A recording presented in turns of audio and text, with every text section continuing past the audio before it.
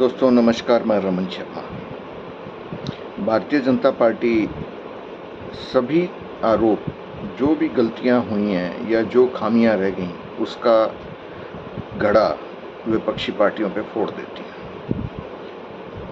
अगर हम बात करें भारतीय जनता पार्टी की, तो भारतीय जनता पार्टी का जो योगदान विपक्ष के रूप में है, वो बहुत ही बढ़िया उनका प्रदर्शन रहा है।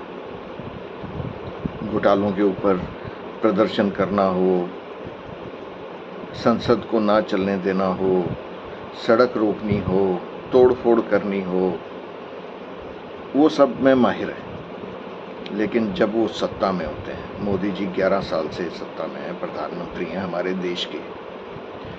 11 साल की अगर हम भारत की उपलब्धियां देखें, तो भारत के आसपास जितने भी देश हैं, सबसे हमारे संबंध खराब हो गए। हमारा औद्योगिक प्रदर्शन लगातार गिरता जा रहा है। उसे चाहे जीएसटी का कारण बता दीजिए, नोटबंदी का कारण बता दीजिए, चाहे कोरोना काल का कारण बता दीजिए, बेरोजगारी, शिक्षा, स्वास्थ्य, इन सब के अंदर गिरावट आती जा रही है। अभी हमारे जो रक्षा तैयारियां हैं या हमारे संसाधन हैं, वो भी सिकुड़ते जा रहे हैं लगातार। चाहे वो नौसेना है, चाहे थल सेना है, चाहे वायु सेना है, उनकी मांग लगातार पिछले 11 साल से बढ़ती जा रही है, लेकिन पूरी नहीं हो रही। तेजस का पता नहीं है वो कब शामिल होगा, और तेजस से आगे दुनिया बहुत आगे चली गई है। अभी ईरान और इजराइल के युद्ध के अंदर ईरान ने तो विमानों का इस्तेमाल ही नहीं किया। उसने मिसाइल, सबसे ज़्यादा मिसाइल का इस्तेमाल किया और फिर ड्रोन का इस्तेमाल किया। तो भारत के पास ड्रोन और मिसाइल की क्या तैयारियां, ये सेना ही बता सकती है। विमानवाहक जहाज और पनडुब्बियां भारत के पास कितनी मात्रा में है, ये भी नौसेना बता सकती है। लेकिन उसकी क्या मांग पूरी हो रही है? अगर आज हम राफेल खरीदते हैं, तो राफेल तो पुराना हो चुका है, उसकी तकनीक भी पुरानी हो चुकी है।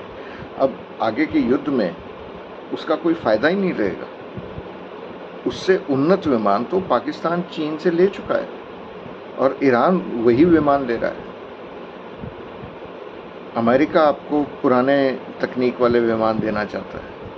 अब स्टेल्थ विमान का ज़माना आ चुका है, तो कम से कम 100 विमान तो आपके पास वो होने चाहिए, और अपना खुद का उत्पादन होना चाहिए। उसमें किसी को कुछ नहीं पता। न्यायिक प्रणाली, हम लगातार पिछड़ते जा रहे हैं। भ्रष्टाचार के खिलाफ अदालत में केस दशकों तक चलते हैं और उनका कोई फैसला नहीं होता। अगर कोई ट्रायल कोर्ट के अंदर भ्रष्टाचार का आरोपी 10-12 साल केस को खींच के लेके जाता है, उसके बाद वही मुकदमा जब हाई कोर्ट में चलेगा, उसके बाद सुप्रीम कोर्ट में चलेगा, तो इतनी देर में तो वो मर जाएगा।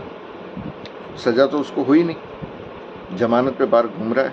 जैसे दोनों बाबा, चाहे वो राम रहीम हो चाहे आसाराम हो, वो अपराध करने के बाद बेल पे आराम से मौज कर रहे हैं। तो ये हमने पाया है 11 वर्षों में, और इसका लेखा जोखा अगली बार आपको दूंगा। नमस्कार, धन्यवाद।